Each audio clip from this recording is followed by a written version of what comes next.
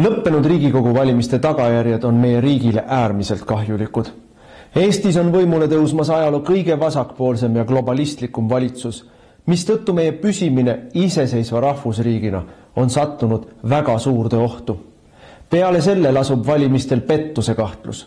Rahvuskonservatiivide kahjustamiseks algatati valimiseelsel nädalal koordineeritud laimukampaania ning e-hääletuse puhul ei ole välistatud tulemuse manipuleerimine Reformierakonna kasuks.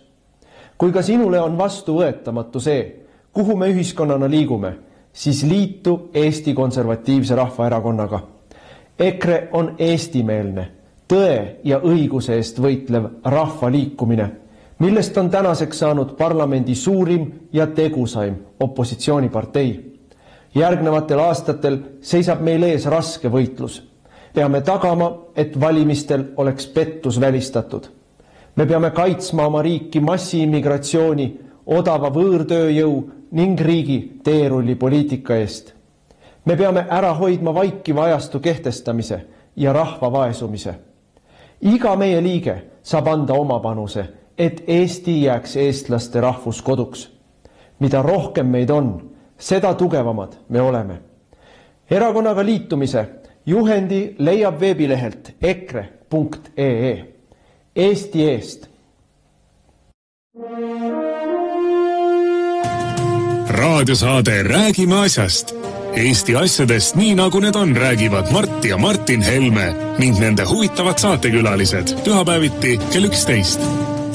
Loe põnevate teemade kohta rohkem ka uudisteportaalist uueduudised.ee. Tere tulemast kuulama raadiosaadet Räägime asjast. Asjast räägime Tre raadios, Ring FMis, Ruut FMis, Kuressaare pereraadios, pühapäeva hommikul kell 11 ja õhtul kell 9 jälle ja siis muidugi kui soovi on, siis saab internetist iga kell järgi kuulata. Me oleme täna stuudios Mart Helme ja Martin Helme kahekesi, vanad štammid ja võtame siis nädala kokku.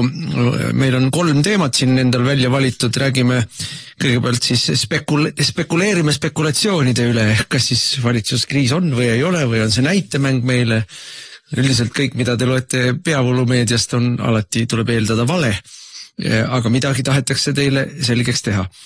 Siis me räägime oma erakonna volikogu avaldusest, meie erakond kogunes laupäeval Pärnus ja võtsime vastu seal ka volikogu avalduse, mis räägib energeetikast ja väga selge sõnum on meil. Eesti Konservatiivsel Rahvaerakonnal on Eesti jaoks olemas energeetikaplaan, mis tagab meile varustuskindluse ja odava elektri.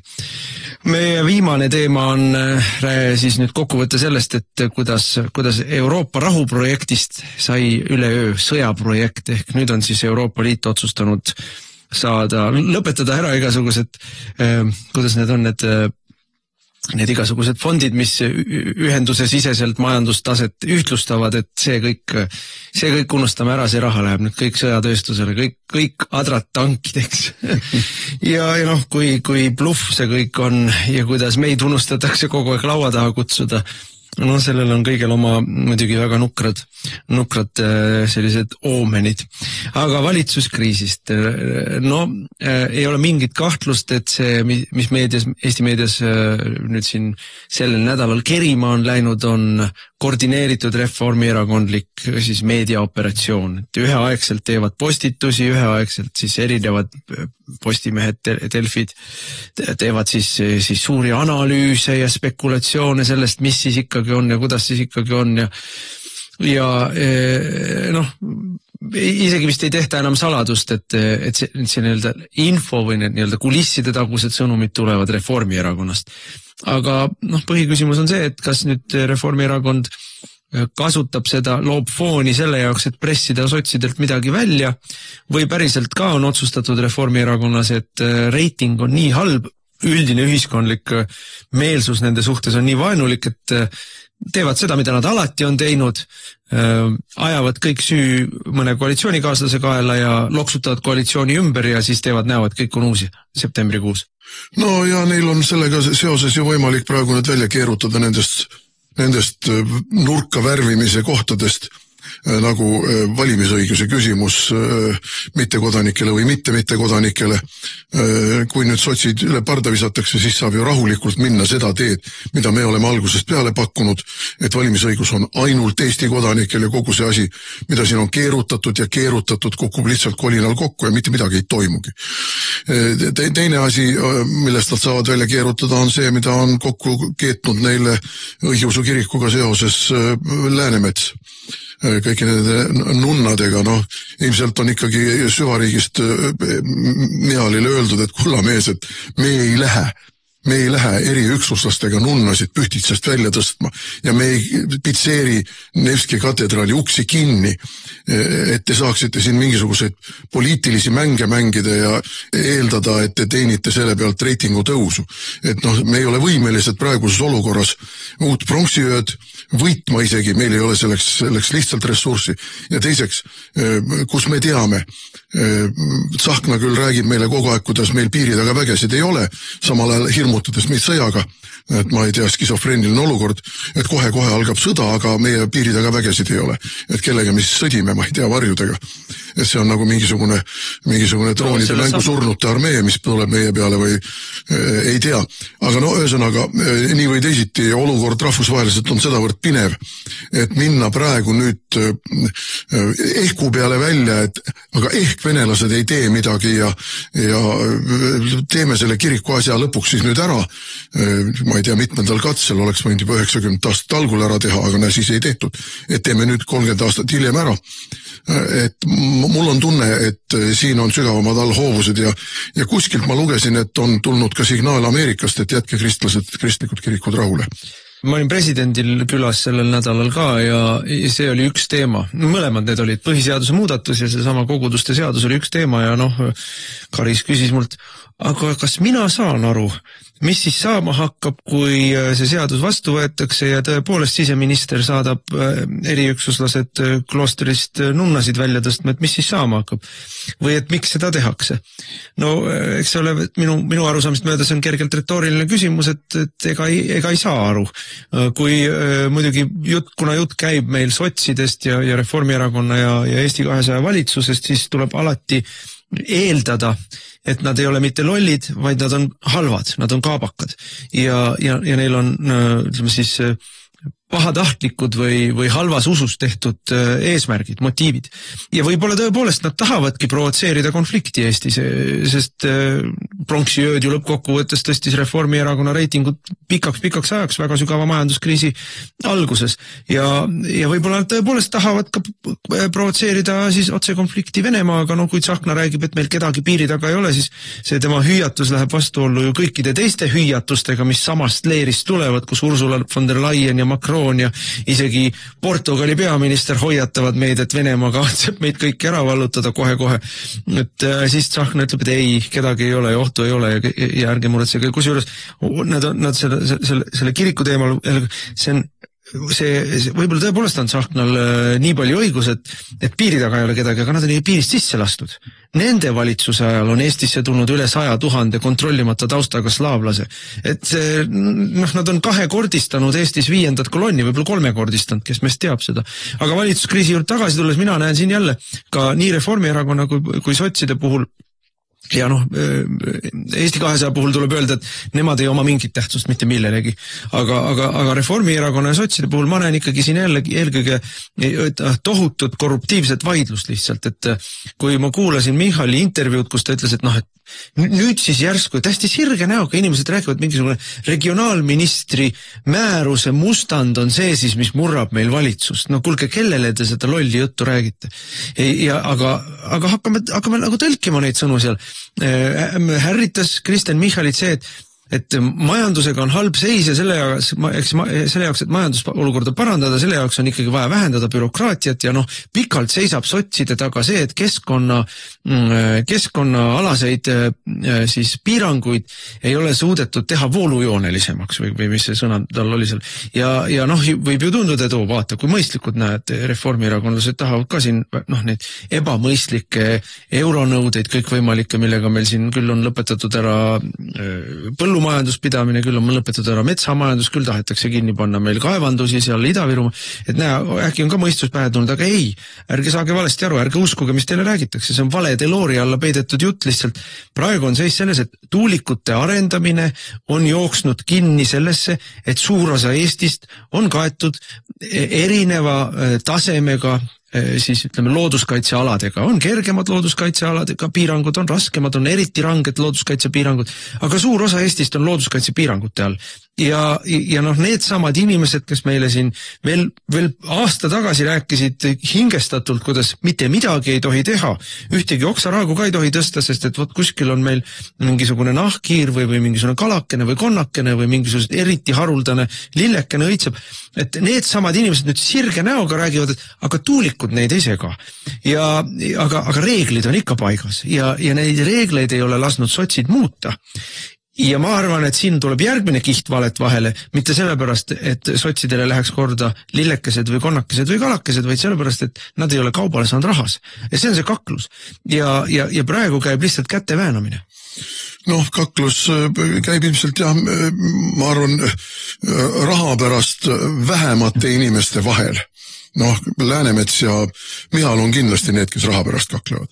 Aga noh, Hartmanid ja väiksemad nupukesed nagu see meie kliimaminister Yoko Alender, ma arvan, need paljudel puhkudel ei saa üldse mitte millestki aru.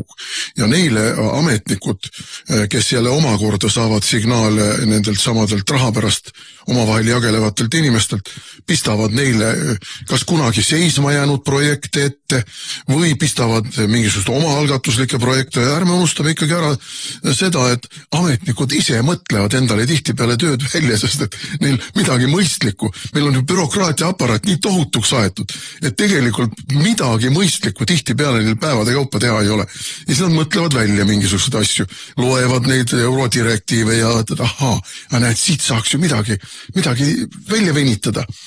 Et see on, ma korraks tulen tagasi veel nende teemade juurde, et see saab laua pealt maha pühkida need kiriku ja kodakondsuse ja valimisteemad, et meil on siiski väga-väga suur erinevus aastal 2025 ja aastal 2007 pronksiöö ja praeguse vahel. Siis olid venelased eskaleerinud ju juba mitu aastat, tassinud ja ajanud kokku inimesi sinna igavese tule juurde Tõnismäele. Noh, metsikud rahvakogunemised olid Vene lipud, teise maailmasõja aegsed Punaarmee vormid, auvahtkonnad, ma ei tea, mis kõik, eks oli, see oli ju väga selge eskalatsioon. Praegu ju mingit eskalatsiooni ei ole. Venelased hoiavad väga madalat profiili. Ja no siin mulle meenub, et see oli vist Rootsi ajal Riia kindralkomandant Dahlberg, kes ütles, et karda venelasi siis, kui nad on vaiksed ja mahedad, ja ära karda neid, kui nad lärmavad ja lõugavad. Kui nad lärmavad ja lõugavad, siis nad varjavad sellega seda, et nad on nõrgad ja neil ei ole plaaniski tegelikult midagi ette võtta, aga kui nad on vaiksed ja mahedad, siis hauvad nad salaplaani. Et kui me nüüd seda Dahlbergi kogemust ja ütlust tänapäeva üle kanname, siis võib-olla on siin just täpselt midagi taolist. Jaa, aga see tekitab ikkagi küsimuse, mida me oleme korduvalt küsinud, et kelle jaoks siis töötab Lauri Läänemets, kas otse Kremli jaoks või tahab kaela tõmmata meile julgeolekukriisi ja mitte ainult siseriikliku julgeolekukriisi, aga räägime sellest saate viimases plokis kindlasti põhjalikumalt, aga julgeolekukriis Euroopas on reaalsus ja noatera peal on kõik asjad ja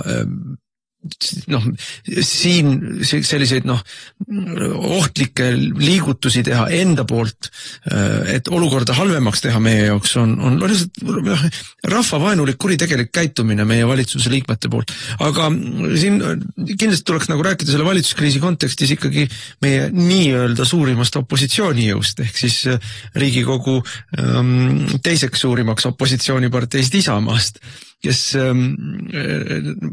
nüüd meil on võib-olla parem arusaamine, miks nad nii kangesti ei tahtnud Yoko Alenderi umbusaldamisega tegeleda.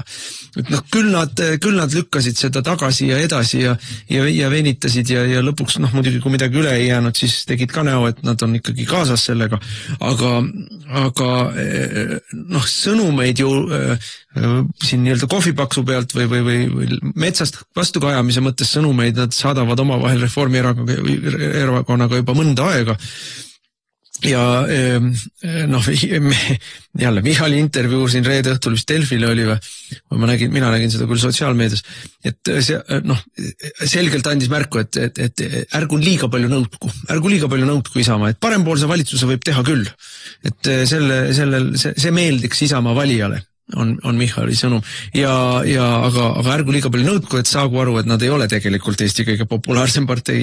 Nüüd noh, minu meelest on siin kõiges selles tegelikult mitte mingit vahet ei ole, mis meil valitsusega toimub, kas kukub, ei kuku, kas läheb Isamaa sisse sinna asemele või ei lähe, või jätkab Reformierakond Eesti 200-ga ja neil on põhimõtteliselt akna alt on kogu aeg puhvrit võtta, sest ütleme ausalt, aknaalused saadikud on odavad osta, esiteks on neid palju ja kaup, mida on palju ja mida keegi ei taha, on alati odav, nii et nende najal on võimalik läbi veeretada põhimõtteliselt täitsa rahulikult kõiki asju, mida Riigikogu enamuseks vajalik on, aga kui ka tahetakse siin teha, aga Reformierakonda ei päästa see mainekujunduslikult, sest et sellisel juhul, okei, sotsidest saite lahti, aga sama valitsus, sama poliitika, mingisugust sellist nii-öelda uuenduskuuri ei ole toimunud, et neil on vaja kedagi uut sinna ja Isamaa sinna sobiks ja Isamaa puhul meie sinuga mõlemad teame 100%, me võime mõlemad mürki võtta, kui neil tekib võimalus valitsusse minna, siis nad alati valitsusse lähevad, nad ei mõtle ka 2 korda, nad mõtlevad, kuidas seda maha müüa oma valijale või avalikkusele, aga nad mitte kunagi ei mõtle niipidi, et kas meil on praegu mõistlik minna. Ja selles mõttes on ju väga kõnekas ka see, mida on öelnud nii Reinsalu kui Seeder, et ei, me ei lähe mingil juhul, aga kui me midagi ära saame teha, siis me kindlasti läheme.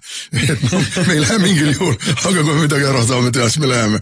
Ja ma vaatasin, ma käisin ju eelmisel nädalal nüüd Esimeses stuudios suur julgeolekudebatt oli, kus ma ohkan selle kõige peale. Ütleme jah, lasteaed oli lasteaiaga koos. Mis oli jällegi väga selline näitlik esinemine seal pärast saadet oli see, kuidas kogu see ühispartei kaasa arvatud Isamaa kogunes kokku ja hakkas siis omavahel mingisugust poliitika juttu veeretama. Ma targu sellesse seltskonda ei läinud, ega nad mind ei oodanud ka. Aga see on muide selles mõttes ülimalt näitlik.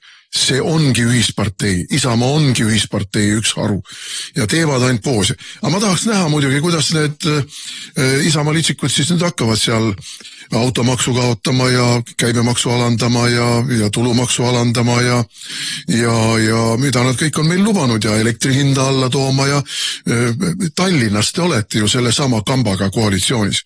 Mida konkreetselt te olete Tallinnas ära teinud, et Tallinnas liiklus oleks parem, heakord oleks parem, meditsiiniteenindus oleks parem ja nii edasi ja nii edasi. Koolid oleks eestikeelsed. Ei ole ju. Ja me mõlemad sinuga Tallinna elanikud, et suvisel ajal elame oma maakodudes, aga igal aastal on ikka ühed samad mured. Lumi tuleb ootamatult ja kevadel ei saa tänavaid tolmust puhtaks.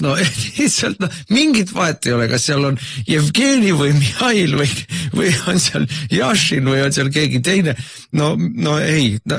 Täpselt Tallinna näide minu meelest peaks nagu igat mõistlikult inimest väga selgelt andma aru, et Isamaa läheb võimu võtma ja võimu saama toiduahelasse, mitte midagi muutma. Just, siis saab ju ministri kohti ja siis saab ministri nõuniku kohti ja ministeeriumites on igasugust loksutatavat raha ja eriti nüüd, kus USAID on oma kraanid kinni keeranud, tõsi küll, seal on nüüd kohtuvaidlused ja kohustas mingisuguse osa palgarahasid välja maksma.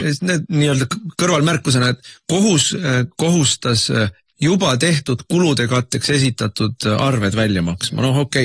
Aga lõppkokkuvõttes ei päästa see seda USAID-i küll. Aga miks ma selle teema võtsin, on see, et eriti nüüd, kui neid rahasid enam ei tule, tuleb ju käed sisse saada Eesti maksumaksja rahasse. Ja ärme räägime riigieelarvest, ärme räägime riigi rahast.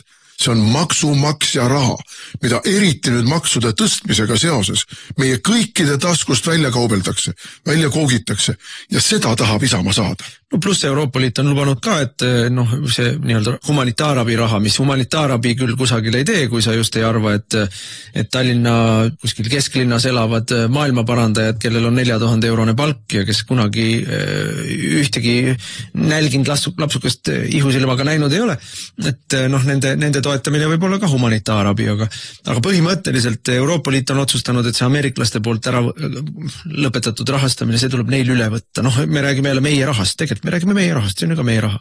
No vot, ja nüüd võib küsida, aga Isamaal on ju siin suursponsorid, Linnamäe ja Pruunsild ja neil ju parteil rahapuudust ei ole. See on üks asi, mis on partei raha. Aga teine asi on see, mida sa ikkagi saad maksta palkadena, boonustena ja kantimisena oma inimestele. No ega siis ettevõtjad tahavad ka oma osa saada ju tagasi riigieelarvest, et kui me vaatame seda, mismoodi see sama USAID töötas, siis see töötas niimoodi, et nii nagu see ütlus on, et rikaste riikide vaestelt inimestelt võetakse raha ära, et anda vaeste riikide rikastele inimestele.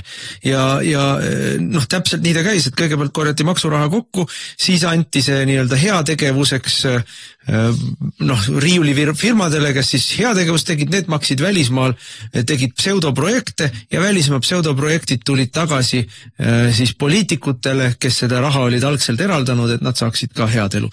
Nii et see ring on, see on nii kohutavalt korruptiivne. Ja kas meil läheb valitsuskriisiks või mitte, minule tundub, et Reformierakond on mingisuguse sisemise otsuse langetanud, nad liiguvad hästi süstemaatiliselt, nendel on kommunikatsioon hästi paigas, ju neil on mingid stsenaariumid, aga sotsid ei näinud seda tulemas minu meelest ja selles mõttes, kui ma vaatan sotside reaktsioone, siis nad on selleks olnud täiesti ette valmistamata. No, aga ega sotsid ongi tegelikult nõrgad, mis suur poliitikakuru on Läänemets, ei ole ju. Neil pole seal kedagi. Riina Sikkut on suur poliitikakuru või andke andeks. Et mina arvan, et siin tehaksegi praegu nüüd avalikkuse rahustamiseks ja mingisuguse nii-öelda uue stardi tegemiseks ümberkorraldus. Ma ei ole kindel, et kohe Isamaa kampa võetakse ja siin võidakse jätkata mõnda aega. Neil on vist kokku 52 kohta. Tegelikult on neil üle 50, jah. Ja Eesti 200 pluss, nad saavad siin kasutada ka mõningaid aknaaluseid kindlasti ja mingisuguseid üleostetavaid ja mine tea, kuidas nad seal on neid oma aritmeetikaid kokku löönud. Selles osas on nad väga profid. Et võivad rahulikult lasta sellise nõrga enamusvalitsusega. Võimalik, et Isamaa praegu, arvestades kohalike omavalitsuste valimiste küllaltki lähedust oktoobri keskel, ei taha praegu tõesti minna seda nii-öelda valitsusvastutust võtma, ehkki nemad teevad jälle oma kalkulatsioone ja võib-olla vastupidi leiavad, et boonused kaaluvad üles need negatiivsed momendid. Aga ma arvan, et hiljemalt sügisel, kui kohalikud valimised on ära olnud, Isamaa läheb sellesse kampa. Siin on üks variant veel, millest on räägitud Toompeal mitut puhku, aga mis ei ole kuhugi jõudnud on, et kõik tehtaks valitsus, kus on kõik peale Reformierakonna ja siis loomulikult ka EKRE. Ehk siis kogu see segasuma suvila, sotsid, Isamaa, Keskerakond, Eesti 200, ja siis nende vahel ära jagunenud erinevad aknaalused, põhimõtteliselt enam-vähem saaks ka, ta jääb sinna enam-vähem 50 kanti. Ja see on ka variant, mida sihitakse ja seal see võib olla ka Isamaa nii-öelda varuplaan, et nad ei tahagi tegelikult minna tõepoolest Reformierakonnaga, vaid nad mõtlevad, kuidas minna niimoodi, et Reformierakond puksida opositsiooni. Aga see on natukene minu meelest raskemini teostatav. Ma ütleks üleüldse selle kohta ikka jõhkralt, et see on seasöök. Kogu selle asja juures ainus asi, millel üldse mingit mõtet on uued valimised. Ja. Et tänase Riigikogu koosseisus ei ole mingit vahet, kes seal müdistavad. Aga me arutame siin nüüd selle niisuguse sisepoliitika allhoovuste ja sisepoliitika loogika kohaselt. Aga see, mis toimub rahvusvaheliselt, see võib tulla ühel hetkel lüüakse selline nuga sisse. Et tegelikult on ju Trump ma ei mäletaks Trump või on seda Rubio öelnud, igas keegi nendest on öelnud, et valitsused, kes ei ole Trumpi administratsiooni liiniga nõus, ärgu arvestagu pika ajaga. Raadiosaade Räägime asjast. Eesti asjadest nii nagu need on, räägivad Mart ja Martin Helme ning nende huvitavad saatekülalised pühapäeviti kell 11. Loe põnevate teemade kohta rohkem ka uudisteportaalist uueduudised.ee. Läheme oma saatega edasi, saade on Räägime asjast ja asjast räägivad Mart Helme ja mina olen Martin Helme ja ennem kui me lähme sinna välismaa asjade juurde, räägime siiski veel enda koduasjadest ka. Meie erakonna volikogu sai kokku laupäeval Pärnus ja volikogu on meil siis erakonna organisatsiooni selline keskmine tase, et kõige suurem on meil aastakoosolek ehk kongress saab meil kokku, siis tulevad delegaadid kõikidest ringkondadest või piirkondadest, aga volikogu on siis väiksem ja saab tihedamini kokku ja siis nii-öelda teeb kokkuvõtteid poliitikast ja teeb ka poliitilise nii-öelda suuna alaseid otsuseid ja eks ta ole ka selline koht, kus siis kogu erakonna selline keskastme aktiiv saab omavahel suhelda. Ja alati võtame vastu ka volikogu avalduse, poliitilise avalduse, seekord on poliitiline avaldus energeetika teemal. Eks ta inspiratsiooni on saanud või tõuke on saanud sellest tuuliku asjast, et tuletame ka meelde, et erakonna juhatus tegi meil juba umbes 6 aega tagasi otsuse, et meie erakonna siis esindajad kohalikes omavalitsustes, sõltumata sellest, kas nad on opositsioonis või koalitsioonis, peavad igal juhul tegema kõik, mis võimalik, et takistada siis tuulikuparkide arendamisi. Ja seal on nii majanduslikud aspektid kui keskkonnaalased aspektid kui elukvaliteedi alased või tervisega seotud aspektid, et need tuulikuparkide arendused on meie silmis täiesti vastuvõetamatud. Ja tegelikult kehtib see ka päikeseparkide kohta. Aga üks asi on olla millelegi vastu või mitte olla nõus sellega, et neid tuulikuid teha ja meie meelest on see üdini korrumpeerunud kõik, mis siin toimub. Aga nii nagu paljud küsivad, aga mis siis meie plaan on? Ja meie plaan ei ole üldse keeruline. Meie plaan on jätkata sellega, mis meid on siiani toonud ja see on olnud põlevkivielekter. Eestit on teeninud põlevkivielekter üle 100 aasta, eelmise sajandi 20. kohe pärast vabadussõda. Muutus meil põlevkivitööstus selliseks nii-öelda päris tööstuseks, hakati põlevkivi kaevandama ja hakati ka elektrit tootma sellest ja nii Eesti Vabariigi aja, nii teise maailmasõja ajad, nii Nõukogude okupatsiooni aja kui ka taasiseseisvumise aja on praktiliselt kogu meie elekter tulnud põlevkivist ja me eksportisime seda elektrit, me eksportisime veel mõned aastad tagasi seda elektrit, jätkus lätlastele, jätkus soomlastele. CO2 hind või CO2 siis maks, laest võetud kulukomponent on ajanud põlevkivielektri kalliks ja loomulikult kogu see keskkonnaalane regulatsioon on ajanud põlevkivielektri kalliks ja valitsuse äriotsused, mis on ideoloogiast kantud, on ajanud põlevkivielektri kalliks. Toome näite siin, valitsus otsustas tõsta keskkonnatasusid, otsustas tõsta kaevandustasusid, otsustas tõsta aktsiise, see kehtib muidugi kogu elektrile, ei ole vahet, kas teda on toodetud päikesest või põlevkivist.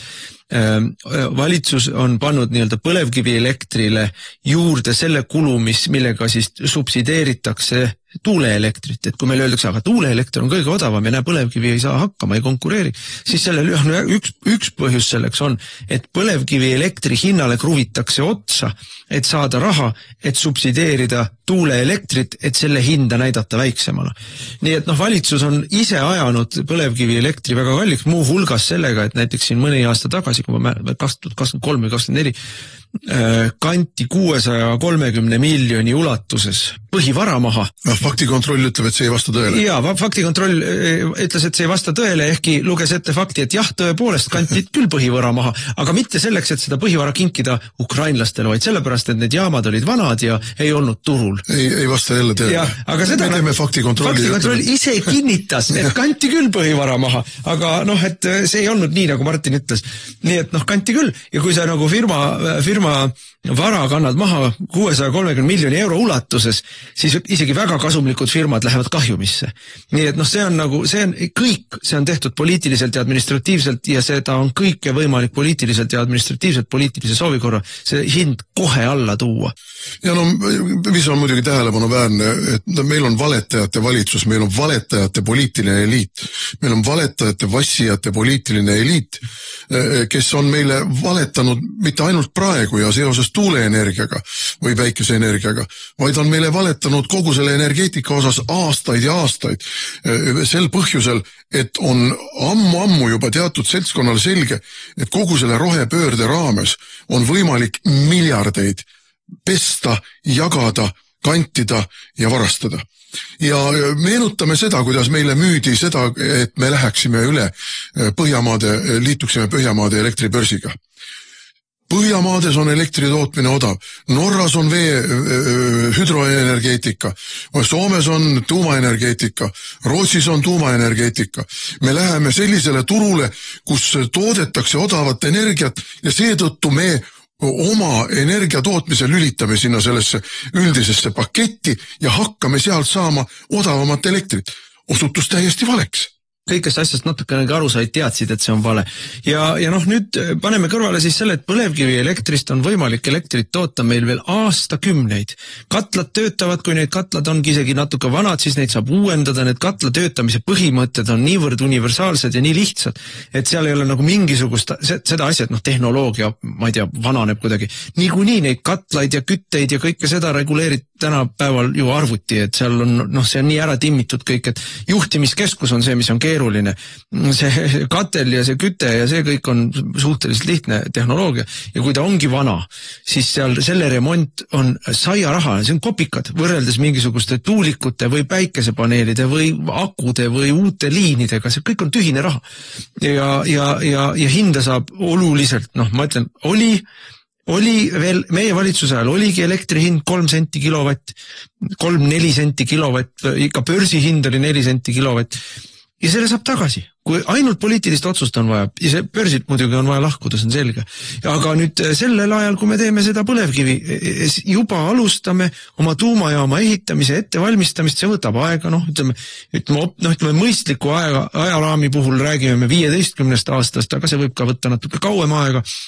Kui teeks erilise kiirusega, nii et tõesti lased üle nurkade, siis me võiksime rääkida 10-aastasest, 7-aastasest perioodist, aga see tähendaks sisuliselt seda, et me igas planeeringuprotsessis ütleme mõnele suurele Kanada või Jaapani firmale, et siin on teil plats, hakake ehitama.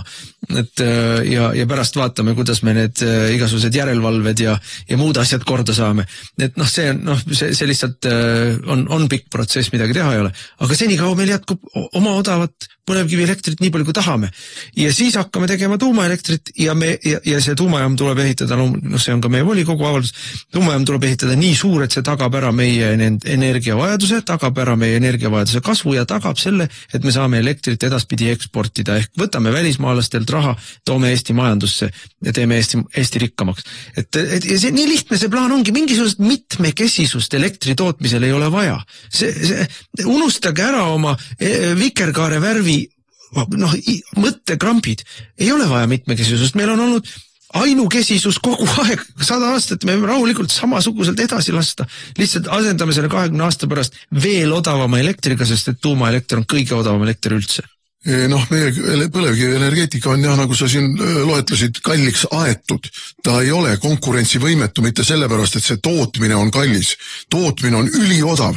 Tegelikult elektri tootmine on üldse kogu selle protsessi juures kõige lihtsam asi. Turbiin leiutati juba, ma ei tea, 150 aastat tagasi. Turbiin on see, mis tekitab elektrit. Aga elektri ülekandmine, elektri salvestamine, elektri nivoo hoidmine, need on keerulisemad asjad ja need nõuavad loomulikult investeerimist ja kaasajastamist, aga need ei ole ka nii kallid, et me peaksime maksma 5 korda kallimat elektri hinda kui Soomes.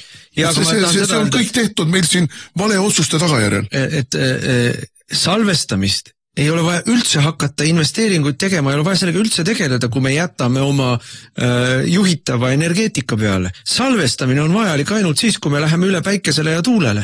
Ainult siis on vaja salvestamist, ainult siis on vaja stabiliseerimist, ainult siis on vaja hakata uusi liine ehitama, mis maksavad ka miljardeid. Sest et meie elektrisüsteem on täna üles ehitatud niimoodi, et meil on ühes kohas üks suur tehas, mis varustab kogu Eestit ja sealt jooksevad laiali siis, ma ei tea, 3-4 või mis meil on siin, 6-7 suurt ülekandeliini üle terve Eesti, pluss need, mis välismaale lähevad ja kogu lugu. Et kui me sellesse samasse suurde võrku, ülekandevõrku paneme kuhugi teise kohta, ma ei tea, Paldiskisse või mõnda teise kohta paneme siis uue tuumajaama, siis see võrku ei ole vaja üldse ümber ehitada. Lihtsalt plaksti samasse võrku sobitub uuesti üks juhitav suur energiaallikas, mis jookseb mööda Eestit laiali. Ainult siis, kui me hakkame rääkima mingitest meretuuleparkidest, 10 maatuuleparkidest, mingitest 10 või 100 päikeseparkidest, on vaja võrk täielikult ümber ehitada. Ja sellel on 10 miljardite eurode suurune kulu, lisakulu, mis jääks täielikult kõik ära. Rääkimata salvestusest, mis on ka miljardeid, ja rääkimata siis vahepeal nii-öelda tagavara elektriks tehtud gaasijaamad, mida meil üldse vaja ei oleks. Kogu see jura jääb ära. Miljardid jääb ära. Aga selles see probleem ongi, et keegi jääb ju neist miljarditest ilma siis. No jaa, aga Eesti rahvas ei jää ilma. Selles mõttes, et kui seda ei tehta, siis meil on võimalik konkurentsivõimelist majandust arendada. Lõppude lõpuks ma ikkagi olen seda enne rääkinud ja tuletan veel kord kõigile meelde. Nõukogude ajal oli Eestis suurtööstus. Sellest suurtööstusest on meil riismed järele jäänud. Meil olid kõik võimalikud suurtootmised alates Kunda tsemenditehasest ja lõpetades siin Tallinnas mingite Voltade ja Pöögelmannide ja ma ei tea veel mis Tartu kammivabrikud ja kui palju meil oli üle Eesti leiva- ja piimakombinaate ja mida kõike, no need olid väikeettevõtted võrreldes nende suurettevõtetega, laevaremonditehased, no mida kõike. Kõik see vajas ju elektrit ja see elekter oli olemas, seda oli külluses, me eksportisime seda Lätti, sest Läti on elektritootmise poolest väga kehvas seisus, neil on põhimõtteliselt ainult see Väinajõe Taugava hüdroelektrijaam seal. Plus gaasijaamad, aga gaas on hästi kallis. Nüüd on tehtud muidugi juurde neid kalleid asju, aga põhimõtteliselt, no ja nõukogude ajal oli gaas muidugi. Aga meil oli kogu see asi ju põlevkivi energeetika peal ja kõik oli odav ja kõike oli küllalt. Et siin ei ole juttugi sellest, et me ei suudaks toota piisavalt ja konkurentsivõimelist elektrit, mida me toodame põlevkivist. See on lihtsalt samasugune valetamine, nagu oli see, kuidas me läheme börsile ja siis meie elektriarved kukuvad, ma ei tea, peaaegu et nulli. Ja no, aga midagi muud kui valetada nad ei oskagi ju. Ja siin tuleb aru saada ka sellest, et see sama börs, see börs on täiesti bütsantslik, seal mitte keegi ei saa aru, välja arvatud väga väike hulk siis advokaate ja erilisi spetsialiste, kuidas, miks ja mismoodi see börsihind kujuneb ja kõik saavad aru, aga ei ole võimalik väga selgelt tõestada, et seda tehakse, aga kõik saavad aru, et börsil on võimalik hinda manipuleerida sellega, et mingisuguste 10 erinevate kummaliste reeglite alusel on võimalik suvaliselt ühel hetkel tekitada kriis, mis hüppeliselt hinda üles sajab. Et see on selle börsimehaanika ja kõik on huvitatud sellest. Nii elektritootjad on sellest huvitatud, vahendajad on sellest huvitatud, kõik võimalikud, ega lõppkokkuvõttes Eestis neid nii-öelda elektritootjaid on käpudes, mõnikümmend firmat, kes teevad, ma ei tea, mõned, üks suur ja palju väikseid, aga neid, kes vahendavad elektrit, neid on mitusada. Kõik teenivad selle pealt, ainult vaene Eesti inimene ja vaene Eesti tööstus sureb selle tagajärjel. Nii et see börsisüsteem, sellest tuleb minema jalutada. No võtte, kui nüüd hakatakse uuesti rääkima siin auku pähe kohalike omavalitsuse juhtidele, et jaa, aga me paneme teie territooriumile, näed siin 2 tuuleparki ja 3 päikeseparki ja siis me teeme teile ekstra ühenduse, et teie hakkate siis saama siit koha pealt seda elektrit ja siis te saate odavamalt. See kõik on vale. Ärge uskuge mitte ühtegi sõna kõikidest nendest lubadust, et see on kõik vale. Raadiosaade Räägime asjast. Eesti asjadest nii nagu need on, räägivad Mart ja Martin Helme ning nende huvitavad saatekülalised pühapäeviti kell 11. Loe põnevate teemade kohta rohkem ka uudisteportaalist uueduudised.ee. Jätkame saadet, saate nimi Räägime asjast ja läheme nüüd välismaa juurde või ma ei tea, kui palju Euroopa Liit on välismaa või meie olemegi Euroopa Liit, oleme ju laua taga. NATO ja me oleme, ma ei tea. Laua taga oleme välja arvatud siis, kui laud on seal samuses Londonis, siis meid laua taha ei kutsutud ja Pariisis kuidagi juhtus ka niimoodi, et meid laua taha ei kutsutud. Minu meelest see on palju suurem skandaal. Ja sellest Eestis eriti ei räägita ja ei tahetagi rääkida, et me siin eelmisel nädalal lahkasime seda, mismoodi läks siis Zelenski kohtumine Trumpiga Valges majas ja kõik olid selle peale endast väljas. Aga see, mille peale meil vähemalt Eestis peaks kõik endast väljas olema, on see, et meid ei kutsutud ei Londonisse ega Pariisi ja loomulikult Kaja Kallast ei kutsuta üldse kuhugi enam. Tema otsib vabale maailmale uut liidrit. Ja selle uue liidri, ma arvan, et esiti pakub ikka nagu Rajateele ise ennast vast. No üks erru läinud Kreeka diplomaat vist, kui ma õigesti mäletan, ma lugesin jälle kuskilt mingist väljaandest, ütles Kaja Kallase kohta, et tegemist on püsivalt rumala inimesega. Ja niisugune inimene praeguses kriisiolukorras, keerulises olukorras Euroopa Liidu välisasjade juhina on lihtsalt katastroof. No see püsivalt tähendab seda, et ta ei ole võimeline arenema ka, õppima ega see ongi see püsivalt, jah. Aga inimene jääb oma rumaluse tasemele igavesti. Aga on olnud tormiline nädal, ega siis see, mis meil siin eelmise nädal tagasi, see oli siis ütleme niimoodi, et protsessi plahvatusfaas, et ega see plahvatus ei ole lõpuni veel jõudnud, kindlasti mitte, aga sellele on järgnenud väga kiiresti terve hulk erinevaid kannapöördeid, tänaseks päevaks Zelenski on juba vabandanud, Mohka otsast küll, aga vabandanud ja lubanud, et ta ikkagi teeb kõik, mis vaja, et Trump ta uuesti vastu võtaks. Juba on käivitunud minu meelest ja päris jõuliselt on käivitunud Ukrainas endas liikumine Zelenski välja vahetada, sest sealsed inimesed on iga päev pommirahe all ja saavad palju paremini aru kui meie siinsed propagandistid, kui ohtlik on see, mille Zelenski korraldas Ukraina enda seisukohalt, kui kahjulik ja ohtlik ja surmav. Aga see, mis siis Euroopa poolel käivitus, on muidugi omaette analüüsimist minu meelest väärt. Sellepärast, et tänaseks päevaks nädal hiljem või ka võime öelda Müncheni julgeolekukonverentsi järel, võib-olla siis mõni nädal hiljem, saame küll tõdeda, et Euroopa Liidu poliitiline koorekiht, meid valitsevad globalistid, on otsustanud, et Ameerika on suurem vaenlane kui Hiina või Venemaa, kuigi jätkuvalt minnakse Venemaaga sõtta, aga Ameerikat vihatakse rohkem minu meelest või Trumpi vihatakse rohkem. See on täiesti hüsteeriline, mismoodi käitutakse. Ja kuigi kõlavad ka üleskutsed, et aga Trumpil on ju õigus, kui ta ütleb seda ja teist ja kolmandat või sellega tuleb arvestada, mida ameeriklased soovivad ja tõepoolest suhteid ei saa lihtsalt emotsioonide pealt niimoodi hukka lasta, siis see üldine foon ja toon ja üldised sõnumid on ikkagi sellised, et nüüd me läheme ilma ameeriklasteta ja surume selle Venemaa põlvili ja nüüd me selle jaoks, ja see on nüüd oluline, selle jaoks, et siis seda Venemaa sõjaga hirmutamist mitte raiskulasta või kogu seda Ukraina sõda mitte raiskulasta, komisjonil on igale kriisile alati üks vastus.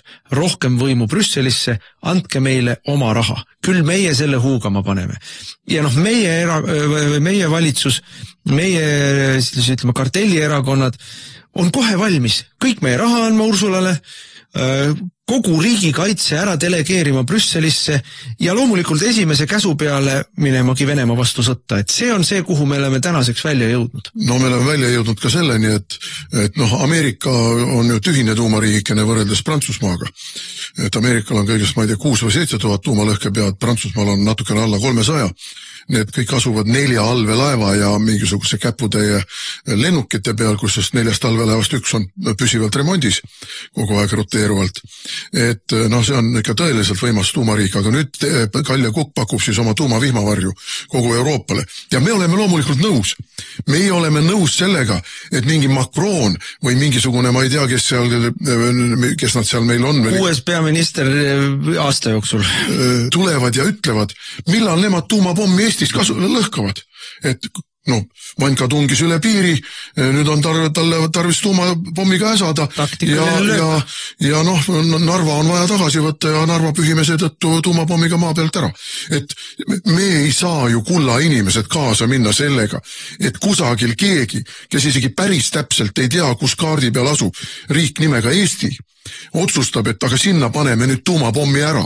Et tulge mõistusele, ei saa ära anda kõiki neid otsuseid inimestele, kellel on täiesti suva Eesti rahva olemasolust. Minu meelest on siin meil nädala aja jooksul tegelikult varisenud, täieliku krahiga varisenud kokku meie viimase 30 aasta välis- ja julgeolekupoliitika. Ütleme 20 aasta, alates sellest ajast, kui me saime NATOsse ja Euroopa Liitu 2004. aastal, ütleme 20 aastat.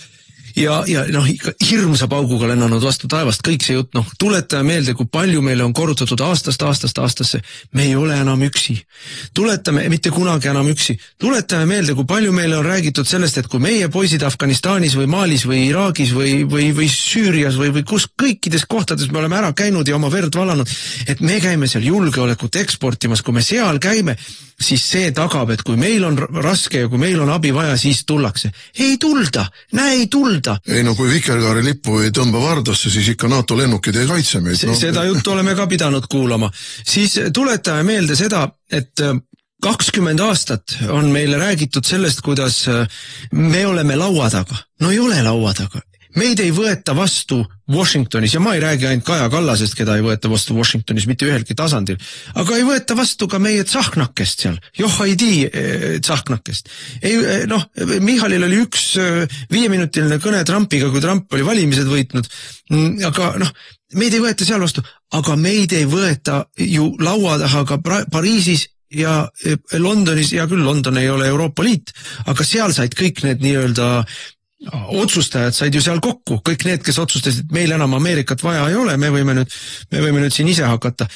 Meid ei võeta seal ka, me oleme 20 aastat Euroopa Liidus olnud, me ei oleme laua taga, need on kõik meie enda otsused ja siis tuleb välja, et me oleme ikka veel need Ida-Euroopa võsaneegrid, kelle arvamust ei ole vaja isegi mitte küsida, sest et seal ju teatakse, kui käsk tuleb, meie holopid küsivad, kui kõrgele hüpata.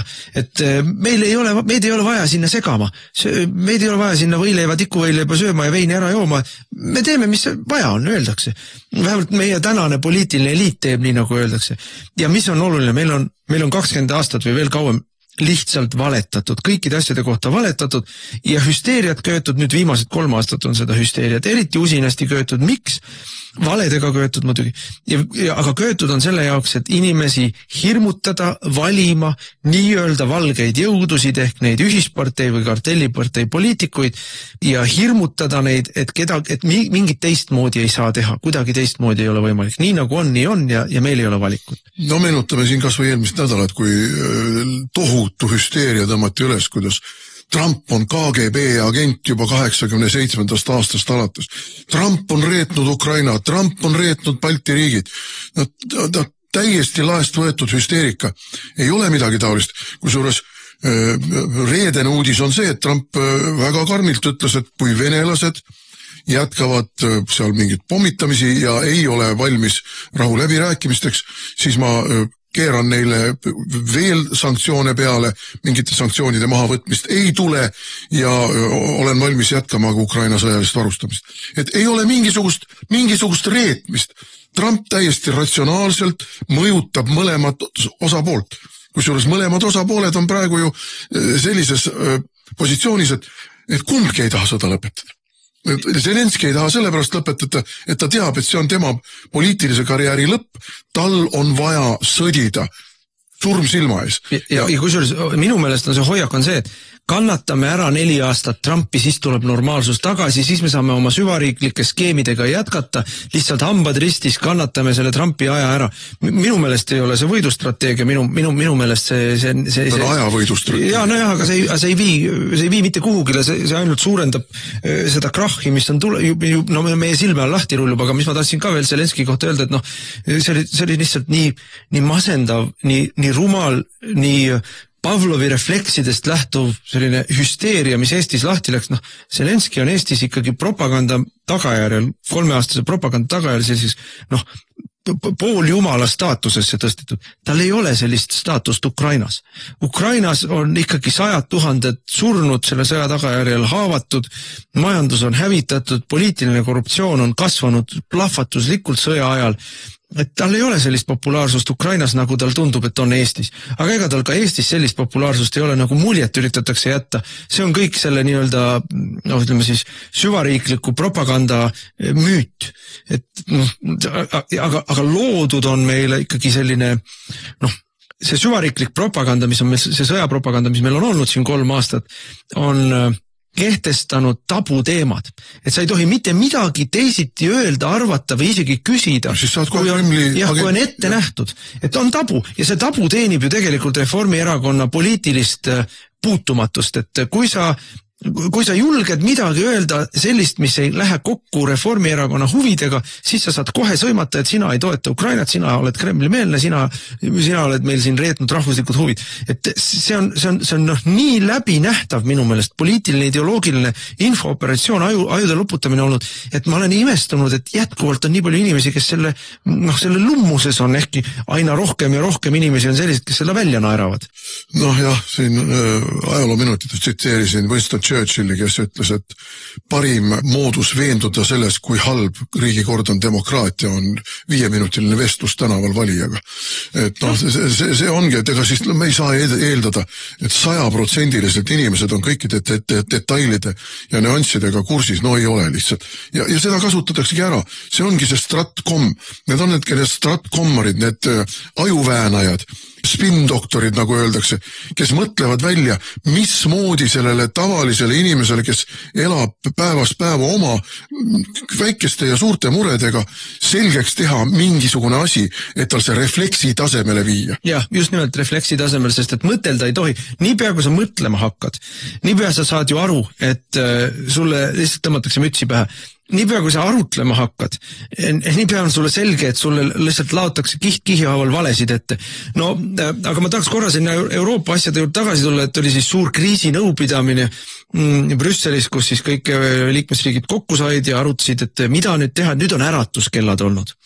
Ausalt öeldes lihtsalt, kui keegi hakkab jälle äratuskellast rääkima, siis... Äratuskell oli 2008 Gruusias juba, keegi ei ärganud. Just täpselt, ja siis oli 2014 ja tegelikult minu meelest ka äratuskell ikka 22. aastal oli, et kui te nagu 3 aastat olete seda sõda pidanud Ameerika raha ja Ukraina verega ja ise siis mõnusasti veini joonud ja Venemaad põlvili surunud, siis nüüd on see äratuskell küll, nüüd olete ikka sisse täitsa maganud. Aga siis nüüd tullakse kokku ja räägitakse, kuidas nüüd me teeme ise ilma ameeriklasteta. No näha on, kuidas see ise tegemine ilma ameeriklasteta käib. Ukraina ju praegu elab üle seda. Ameeriklased jätsid seisma oma relvatarned, jätsid seisma oma luureandmete andmised ja sellel on kohene ja väga ränk negatiivne tagajärg Ukraina poolele. See on see malakas või see surve avaldamise viis, millega Trump sunnib ukrainlasi rahuläbirääkimiste laua taha. See, mismoodi ta avaldab survet sanktsioonide ja teiste asjadega venelastele, ta mõlema poolt piitsa ja präänikuga. Ühel päeval annab piitsa mingite ähvardustega või millegi kinnikeeramisega, järgmisel päeval paneb prääniku laua peale.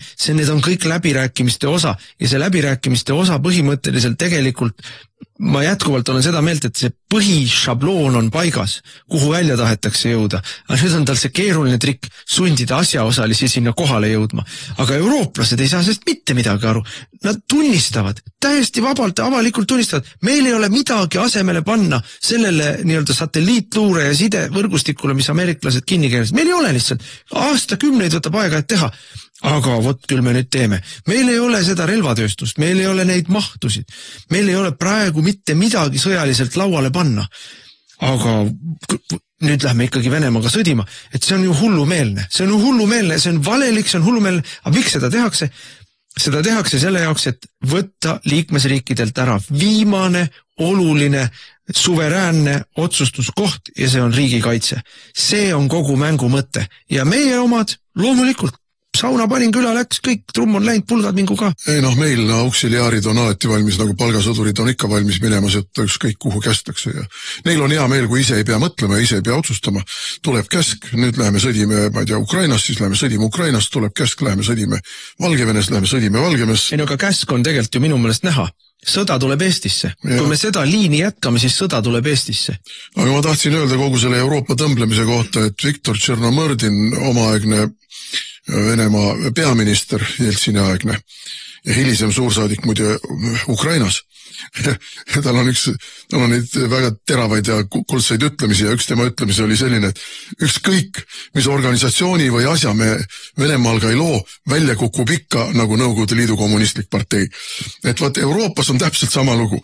Ükskõik, mida nad ette ei võtaks, välja kukub ikka mingi eurobürokraatlik käkk. Ja täpselt nii on selle pagana Euroopa oma iseseisva kaitsevõime arendamisega ka. Kuna seda ajavad Brüsseli eurokraadid, siis välja kukub eurobürokraatlik käkk. Kui sakslased ise otsustaksid, et nüüd 5 aastat, 10 aastat, paneme tähtajad paika, peab meil olema see. Nii nagu Franklin Roosevelt 1941. aastal, kui jaapanlased ründasid Pearl Harbori, pani plaani paika. 1942. aastaks peab meil olema nii ja nii palju tanke, nii ja nii palju suurtükke, nii ja nii palju laevu, nii ja nii palju lennukeid. Kohe tegutsema. Riik pani rahad taha, sõlmiti lepingud eraettevõtetega, arendustegevus, ühine arendustegevus ja 5 aasta pärast oli tuumapomm. Ja no ma tahaks sellest 800 miljardist veel koha rääkida, et kui meile siin tututatakse 800 miljardit, no esiteks 800 miljardit tundub niisugune hoomamatult pirakas summa, 800 miljardit. Euroopa mastaabis on see. Esiteks ma tahtsin ka öelda, Euroopa mastaabis ei ole see mingisugune tont teab mis suur summa, paneme siia kõrvale, et Ameerika riigikaitsekulutused ühes aastas on umbes 500 miljardit. Aga eurooplased räägivad siin, ma ei tea missugusest 5-aastasest perioodist või midagi taolist, eks ole. Et kogu Euroopa majandusmahtu silmas pidades, riikide suurusi silmas pidades, see tegelikult ei ole siukene ahhetama paneva. Aga sellestki 800 miljonist 650 miljonit on, ütleme siis Euroopa Liidu senise eelarve sees rahade ümber tõstmine. Ja siis 150 miljardit justkui peaks olema uus raha, mille kas Euroopa Komisjon laenab ja see on nüüd oluline, kui Euroopa Komisjon laenab turult raha ja hakkab kulutama seda oma äranägemise järgi, aga laenu maksavad tagasi liikmesriigid. Ja ma küsiksin, mille pärast me siis ise seda laenu ei või võtta? Võtame ise, ostame ise, teeme oma asju, seda, mida meil on vaja, nii kiiresti, nagu meil on vaja, sellise rahaga, nagu meil on vaja. Miks me peame kõigepealt laskma Brüsselil teha meie raha eest asjad ära ja siis hakkame arvet maksma? Ja siin on veel üks asi. Sellest 800 miljonisest 650 miljard on kogu aeg see raha. Et sellest suur osa on ainult arvestuslik paberi peal, siia sisse arvestatakse liikmesriikide enda praegused sõjalised kulutused ka, mis edaspidi hakkavad käima siis nii-öelda läbi koordineeritud Brüsseli kulutamise, ehk siis osa meie riigikaitse rahast, mis meil praegu on, mida me siin rindkummis taome, et meil on peaaegu 4% ja varsti jõuame 5% peale, osa sellest meie 5% läheb siis Brüsseli käsutusse. Vot see on see raha, et see on jälle mitte ükski normaalne poliitik, mitte ükski normaalne riik ei tohiks isegi kaaluda selliseid skeemikesi. Milleks? Ei sakslased ja prantslased loomulikult kaaluvad, sellepärast, et see raha läheb ju nende sõjatööstusse. Ja meie hakkame siis nende sõjatööstusest, millesse me oleme ise panustanud meie vaese maksumaksja raha, ostma väga kalli hinnaga neid asju, mida me võiksime tegelikult selle sama raha eest, mida me neile ei anna, minna otse ameeriklaselt ostma. Ja praegu peakski minema. Ameerikas on, ma lugesin hiljaaegu, Ameerikas seisab ladudes kuskil 2500 Abrams tanki, vanemat mudelit, aga kohendatavat ja sisuliselt ameeriklastel üle lihtsalt. Me võiksime minna sinna ja seal on 1000 Bradleysid ja 1000 Himarseid ja mida kõike. Me võiksime minna praegu sinna öelda. Lugupeetud Peter Hexet, meie tellime teilt praegu teie ladudest, ma ei tea, 2 miljardi eest, neid ja neid asju. Ja loomulikult teie teenindate neid ja me kõik varuosade lepingud ja muud asjad teeme teiega.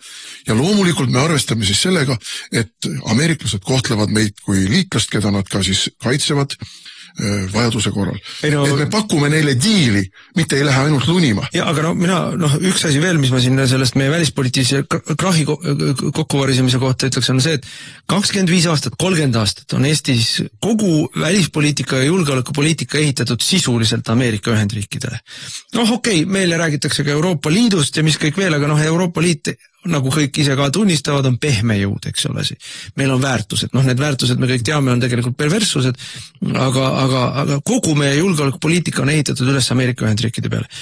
Ja nüüd on otsustanud Eesti poliitiline eliit, Kaja Kallased ja Marko Mihkelsonid ja Margus Tsahknad ja Michalid ja Lauri Läänemetsad, et meie julgeoleku parim garantii on lihtsalt valimatult ropult sõimata ameeriklasi, solvata, alandada, mõnitada põlastada ameeriklasi, et see on siis nüüd meie uus julgeoleku garantii ja paralleelselt ärritada venelasi. Ja samaaegselt, täpselt samaaegselt siis hoida nii-öelda üleval kõiki võimalikke asju, millega me tõmbame kaela endale konflikti Venemaaga, olgu see kiriku teema või olgu see mingid muud teemad.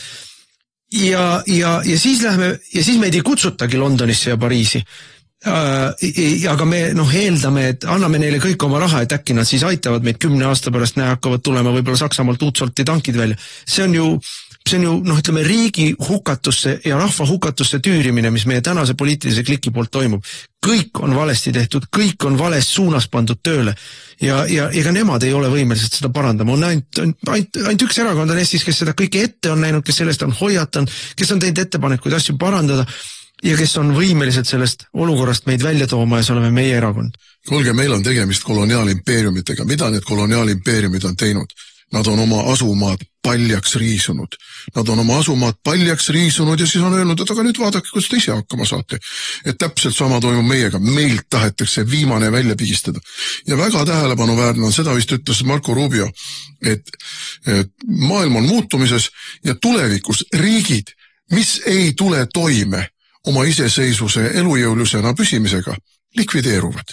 No ma ühe asja ütlen siia veel, et siin tuleb tõlkida inimestele, et hull kisa käib selle kohta, et ameeriklased lammutavad siis reeglitepõhist maailma. Jah, lammutavadki. Sest et vaata, see reeglitepõhine maailm on ju eurokommunistide poolt ehitatud. See on see, kus WHO ütleb meile, et kõik tuleb täis süstida. See on see, kus ÜRO ütleb meile, et vikerkaare lipp peab igal pool lehvima. See on see, kus Euroopa Komisjon paneb meile CO2 trahvid.